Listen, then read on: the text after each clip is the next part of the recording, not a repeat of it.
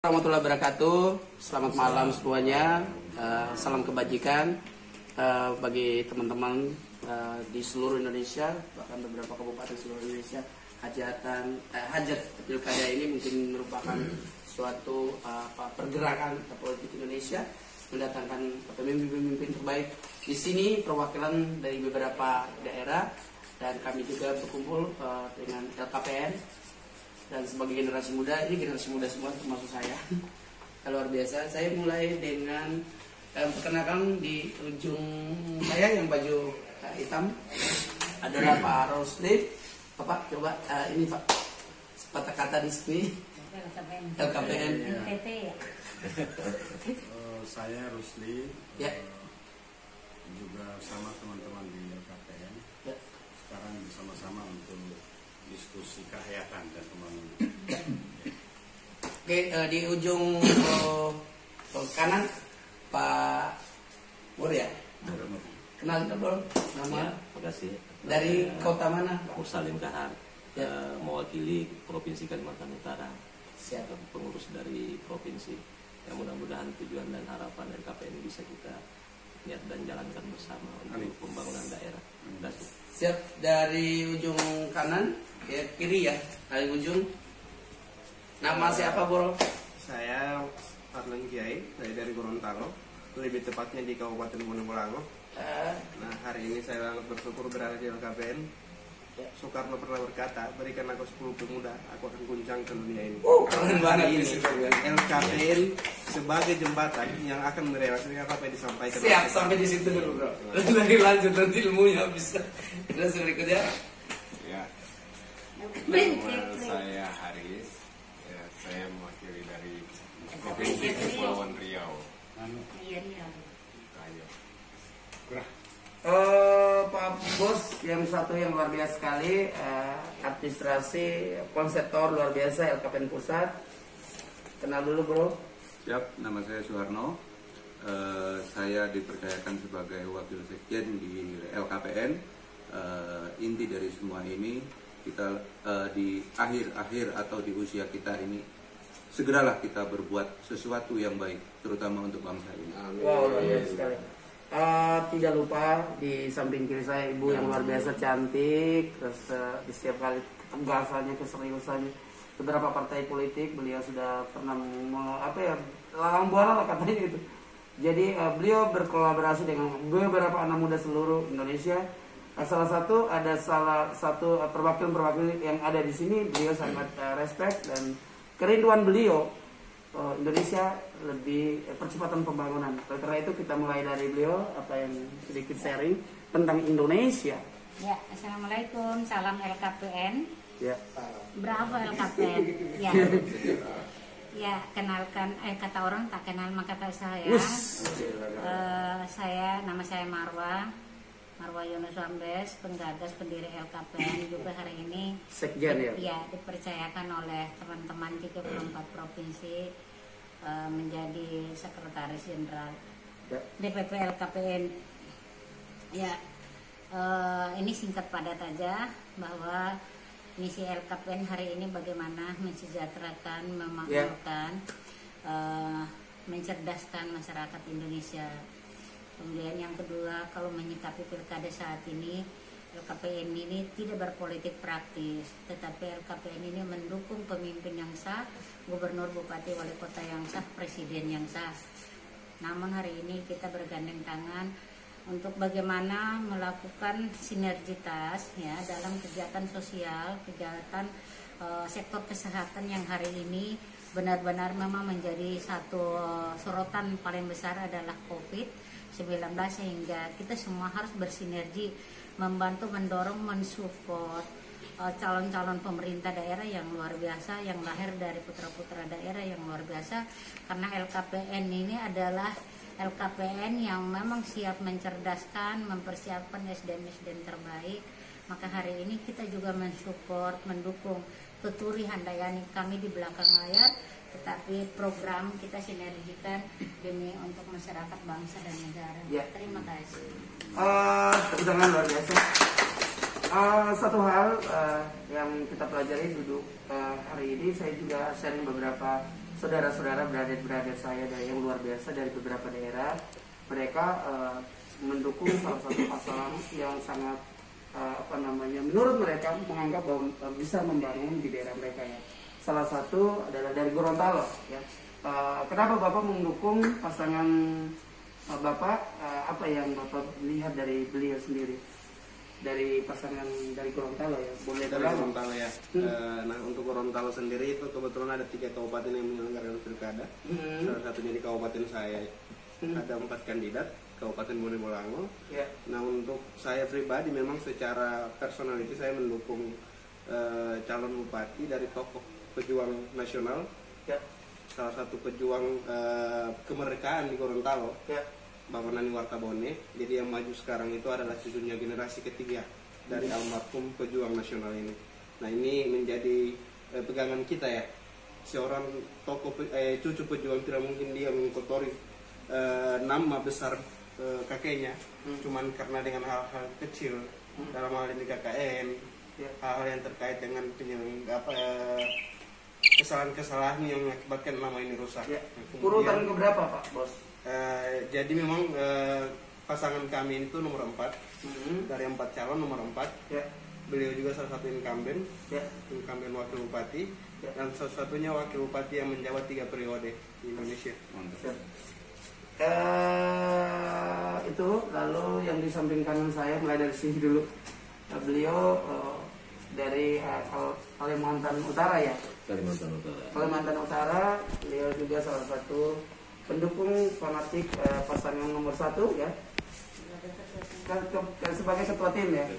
Apa rencana besar untuk Kalimantan Utara? Terima kasih. Saya mereview aja terkait masalah pilkada, di mana paslon ini yang kami dukung ini adalah salah satu pencetus berdirinya Provinsi Kalimantan Utara. Di mana beliau adalah salah satu presidium tokoh-tokoh yang ada pada saat waktu itu, yang mana diumumkan mulai dari tahun 2024 dan alhamdulillah 2012 baru bisa terlaksana berdirinya Provinsi Kaltara. Harapan beliau terkait masalah berdiri Kaltara ini karena adanya ketimpangan yang dilakukan oleh provinsi sebelumnya, sehingga tergeraklah hati beliau ini bagaimana memperjuangkan Kaltara untuk bisa lepas dan berdiri sendiri.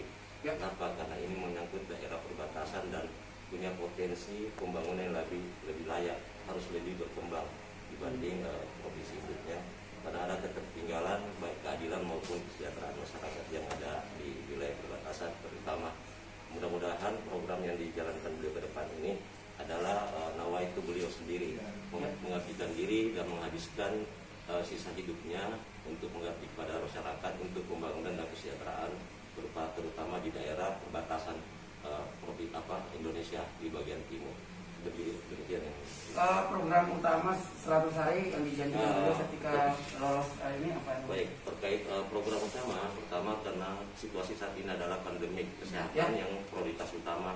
Selain itu pendidikan, bagaimana pendidikan lebih dimaksimalkan karena pola yang berjalan saat ini di masa pandemi ada kebanyakan dilaksanakan di rumah. Kedua, bagaimana mengurangi beban masyarakat terkait masalah pendidikan, khusus anak-anak mulai SD, SMP, SMA hingga perguruan tinggi untuk bisa diberikan ruang semacam bantuan untuk pendidikan, karena kondisi ekonomi saat ini mungkin tidak begitu stabil di dalam perjalanan masa pandemi ini. Terima kasih Pak. Nanti kita closing statement sebentar lagi. Di samping kanan saya ada Pak Rusli. Beliau membawai 2 kabupaten ya, Kabupaten Lombok Tengah, Lombok Utara, dan beliau adalah konseptor. Dan selain beliau mantan legislatif, beliau juga bisnis, beliau juga konsep daerah sana apa menjadi the next adalah internasional, karena di Lombok adalah bagaimana caranya Lombok itu menjadi mendunia, dan salah satu konsep besar dari beliau ketika saya sharing. Bagaimana Pak Rusli melihat Lombok secara keseluruhan? Lombok Utara dan Lombok Tengah ya? Ya. Lombok secara keseluruhan itu terdiri dari 5 kabupaten kota, 4 kabupaten 1 kota, jadi 5 di Lombok. Barat, Lombok Tengah, Lombok Utara, Kota Mataram, dan Lombok Timur. Nah, saat ini kita coba melirik di Lombok Tengah dan Lombok Utara ini mungkin sebetulnya agak mirip. Kenapa? Karena mereka itu pinggir pulau, pinggir pantai. Di Lombok Utara itu terkenal dari pintu masuk Senggigi sampai ke utara. Yang di Lombok Tengah itu adalah Kute, yang saat ini dikenal dengan kawasan ekonomi khusus Mandalika. Persoalan umum yang terjadi sebetulnya di daerah kami itu persoalan perencanaan karena ada kebiasaan daripada pemerintah yang melakukan perencanaan itu tidak punya kemauan untuk melibatkan masyarakat sehingga selalu saja database itu berubah karena diedit. Data sekunder juga mereka tidak paham berapa yang mati hari ini di desa, berapa yang hidup hari ini di desa, berapa yang gak makan, berapa yang melahirkan, dia tidak paham. Jadi kalau kita merinci lebih jauh, harus disarankan ada format yang produktif yang harus dipegang oleh kepala-kepala daerah baru ini supaya dia paham bahwa dia jadi pimpinan daerah karena rakyat. Maka misi kerakyatan itu harus mulai dengan tahapan pertama, itu adalah perencanaan. Luar biasa. Yang orang selalu bilang bottom up planning development. Yang kenapa Pak Rusli mengangkat dua tokoh antara Lombok Tengah dan Lombok Utara ya? Pasangan yang Bapak rekomendasi ke warga Lombok meyakinkan baru mereka bisa melakukan seperti apa yang diharapkan Lombok sekarang gitu. Karena Lombok sekarang bukan main-main ya, akan mendunia ya, itu yang menjadi PR buat masyarakat Lombok.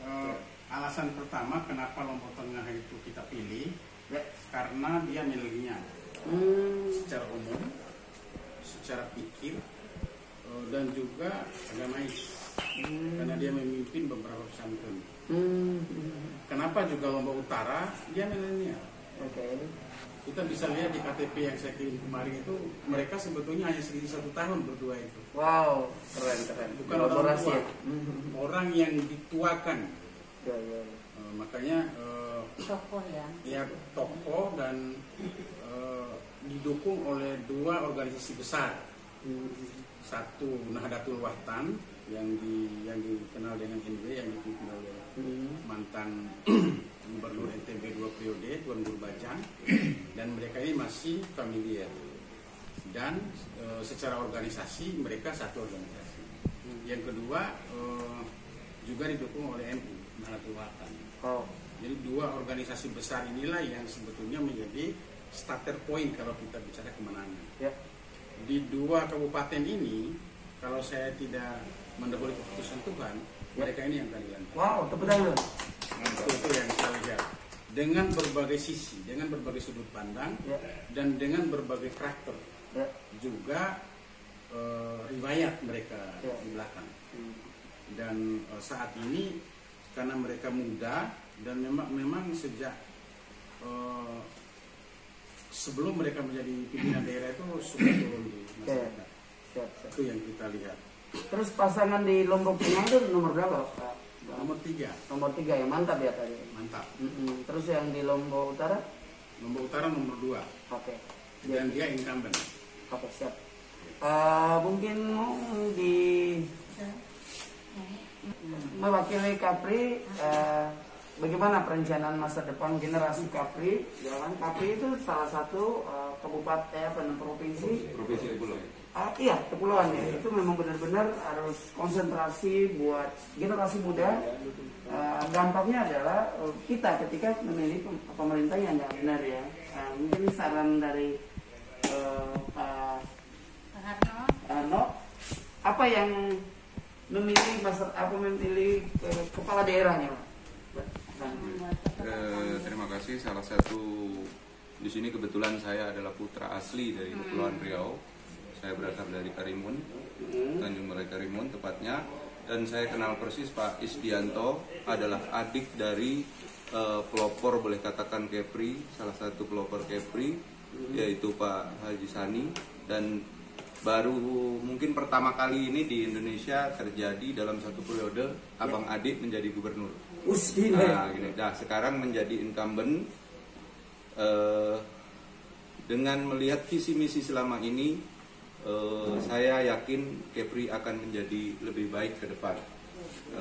Apalagi dengan didampingi oleh Bu Suryani, salah satu anggota DPRD PKS, dari PKS, kemudian sepak terjangnya murni banyak lebih ke masyarakat, ya, sosial, lebih ke sosial. Nah, gitu. Selama ini yang saya lihat seperti itu, dan semoga apa yang menjadi harapan masyarakat Kepri terutama sekarang, kalau saya lihat sangat baik arahnya untuk beliau menjadi pemimpin selanjutnya, karena mereka dianya itu kan incumbent Pak Isdianto itu. Terima kasih, saya rasanya itu semoga ke depan lebih baik aja. Besar harapan buat masyarakat di sana kan sekarang lagi kesehatan, isu kesehatannya. Apa yang dilakukan, saran kepada pemimpin yang akan memimpin Kepri, terlepas dari jagoan Bapak menang atau kalah gitu. Iya. Dengan didirikannya rumah sakit COVID yang di Barelang, kalau saya lihat sekarang kurang begitu optimal.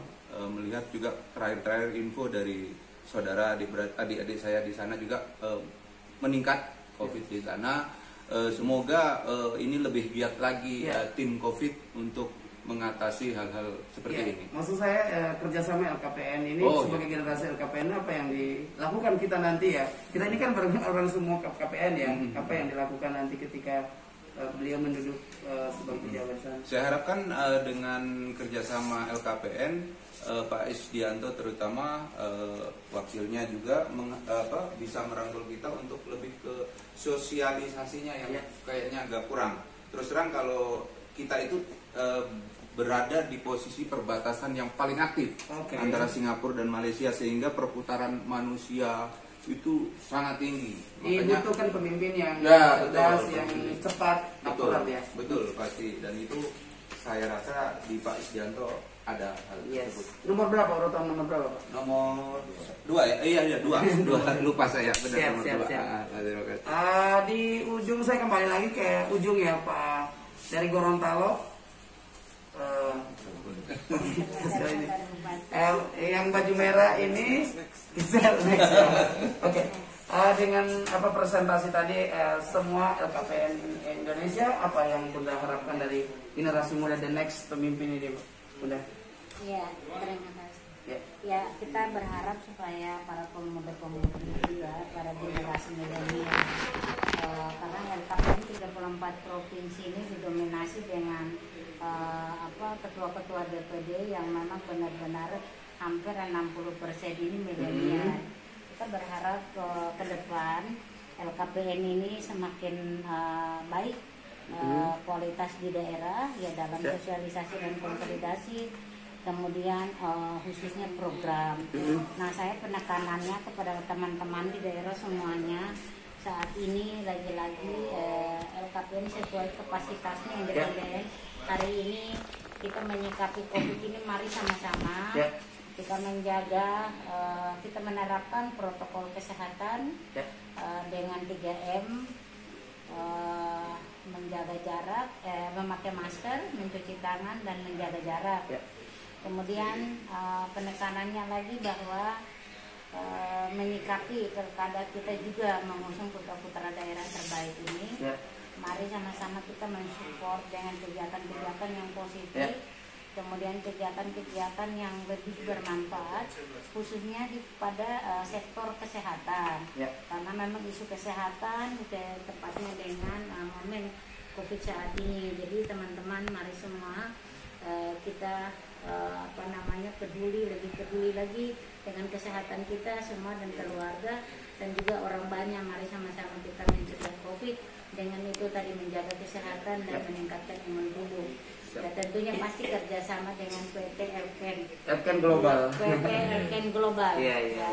Kita terima kasih banyak, kami dari LKPN terima kasih banyak telah bekerja sama, telah bersinergi bersama dengan PT Elken Global. Ya khususnya produk-produk yang luar biasa untuk meningkatkan imun tubuh dari masyarakat, juga menambah nutrisi yang luar biasa. Dan memang itu kami sendiri juga setelah mengkonsumsi, dan kami satu keluarga mengkonsumsi semua. Mudah-mudahan teman-teman masyarakat khususnya RKPN di daerah juga tertular juga semua, dan kita sosialisasikan programnya. Saya rasa cukup dari kami RKPN. Mudah-mudahan RKPN selalu jaya, selalu sehat manusianya, masyarakatnya, sehat panjang umur, dan selalu bermanfaat untuk orang banyak. Ingat bahwa sehebat-hebatnya manusia, sekaya-kayanya manusia, apabila tidak bermanfaat untuk orang banyak, maka percuma kita hidup. Jadi marilah kita bermanfaat untuk masyarakat, bangsa dan negara. Terima kasih. Wassalam. Untuk RKPN, berapa RKPN? Untuk closing statement, di samping saya ada Pak Rusli, kan beliau adalah salah satu penggagas juga ya di LKPN, dan pengurus salah satu pengurus LKPN. Apa kesiapan ketika jagoan Bapak atau jagoan teman-teman ini menang gitu? Kita berharap semua jagoan-jagoan menang gitu, Pak. Iya, pertama jagoan ini menang, sebetulnya konsep perencanaan itu kita sudah siapkan. Tinggal persoalan sekarang memang kita harus melakukan banyak hal terhadap beberapa kegiatan sosial terutama yang saat ini agak sedikit disentuh oleh pemerintah. Karena kebiasaan pemerintah ini kan proyek-proyek televisi, jembatan, jalan.